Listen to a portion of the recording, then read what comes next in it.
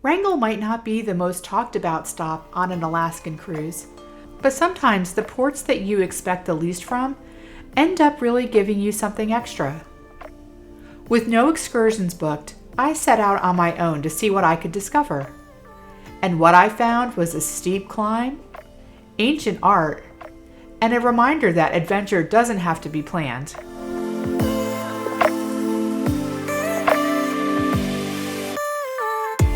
Our visit to Wrangell was early in the season, and it was before the salmon started spawning. And because of that, I opted not to book any excursions because it was still early enough that there weren't going to be as much wildlife out and about as there would be later in the season. And that ended up being perfectly fine. I ended up having just a great unplanned day walking around on Wrangell. When I looked at the map of Wrangell, what caught my eye was Mount Dewey, which is a hiking trail that goes up to a scenic lookout. And so I decided that's what I was going to try to focus on. As I kind of started to walk in the direction of Mount Dewey, I did meet up with a couple that was also trying to do the same thing. And so we kind of ended up palling around that day, and they were very sweet. They looked out for me. They wanted to make sure I made the climb okay. The Mount Dewey trail is a lot of stairs. A lot of stairs. So be prepared. You definitely want to have nice, comfortable, sneakers or even hiking boots. There are some very skinny boardwalk areas of the trail. It is beautifully maintained. Even on the skinny boardwalk areas, they had like netting attached to it so that as you walked, you'd have something to catch your grip. But it's a beautiful walk. It's just a lot of stairs because you're going up to a scenic viewpoint.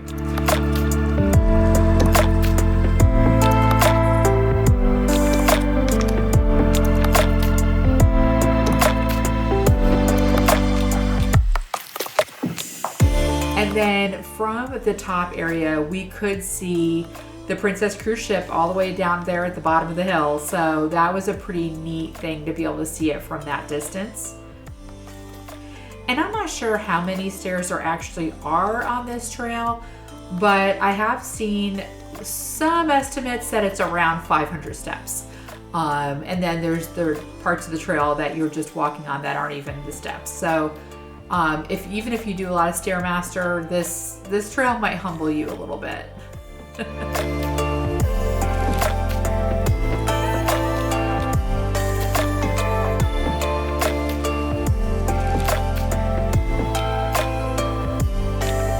As we headed back down the mountain, we did notice that there was a sign for a trail spur that we decided to take. We were curious to see where it would take us.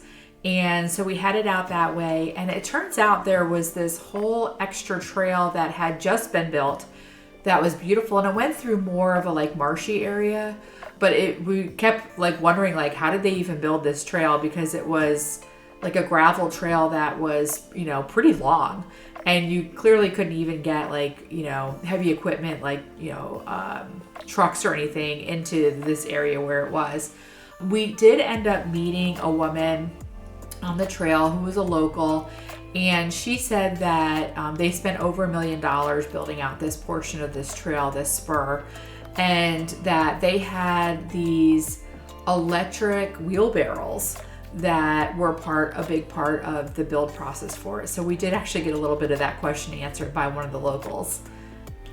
As we were talking to her also, she suggested that we might want to walk to the Petroglyph Beach from where we were, and she just explained to us how to do the road walk portion to get to the beach area. And so we decided we were game. And so you think like you're walking down along the side of a highway, but it's Alaska. The highway speed limit was like 35 miles an hour, and I think we saw like 2 cars total. So you end up walking past the Wrangell airport, which is tiny, before you get to this Petroglyph Beach area. Once we did get to the beach area, it was much busier there, so definitely, a lot of the cruise passengers had made their way there as well. So you walk down a wooden boardwalk to get to the beach, and then the beach itself is very rocky. It's not, you know, like a Caribbean beach where you're gonna like lay out and enjoy the sun. It is a very rocky beach, but part of that is that there are actual petroglyphs that have been carved into some of those rocks. And so it turns into a bit of a scavenger hunt as you're walking around looking for these petroglyphs to see if you can find them. And they do have some signage as you enter the beach area that just kind of gives a little bit of the history of the area and what to look for when you're searching for the petroglyphs. It did take us a while to find them, but then once we found the area that they were in, we did see quite a few of them on our walk. And then once we had visited the beach as long as we wanted to, the three of us headed back towards the ship. So we did hang out the whole morning together. That was really nice to just make some little cruise friends.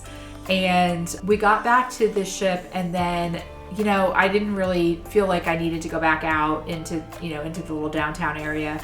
So what I decided to do was take advantage of the ship being a little bit quieter and get some laundry done. So, you know, I knew I was going to need to do laundry on this cruise, and so I was prepared for that, but I did want to try to take advantage of times when maybe the ship isn't quite as busy. And at this point in the cruise, I really had become quite the buffet regular. So I pretty much had almost every breakfast at the buffet. I had most lunches at the buffet, and I had kind of a lot of dinners there. Maybe half my dinners were at the buffet.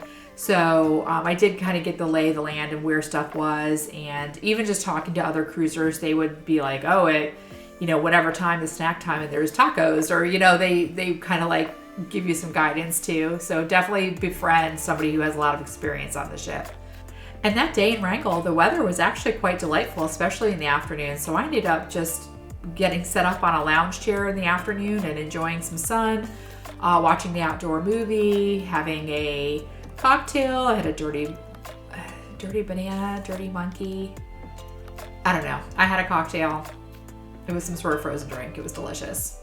I actually ended up watching the new Love Boat series, which is a dating show that was filmed on one of the Princess Cruise Line ships in like the Mediterranean area. So that was kind of funny to watch because you'd be watching it and you're like, oh, I can tell they're at, you know, whatever part of the boat or the ship. And so, you know, that was just kind of a fun, silly thing to just watch at night.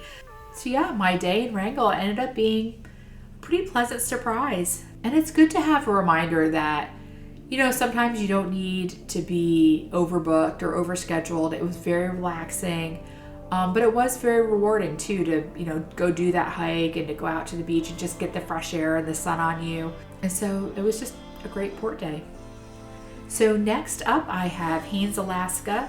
That'll be the next video that I post. I loved Haines, Alaska. It was so cute and so quaint, but I don't want to give too much away. So that'll be my next video. And then just as a little teaser for what's coming after this Alaska cruise, I am actually getting ready to start a transatlantic cruise from Barcelona to Miami on Virgin Voyages. So I'll definitely be making some cruise videos from that trip as well. All right, well, thank you for watching. Be sure to like and subscribe if you want to keep getting my cruise content in your feed. Thanks.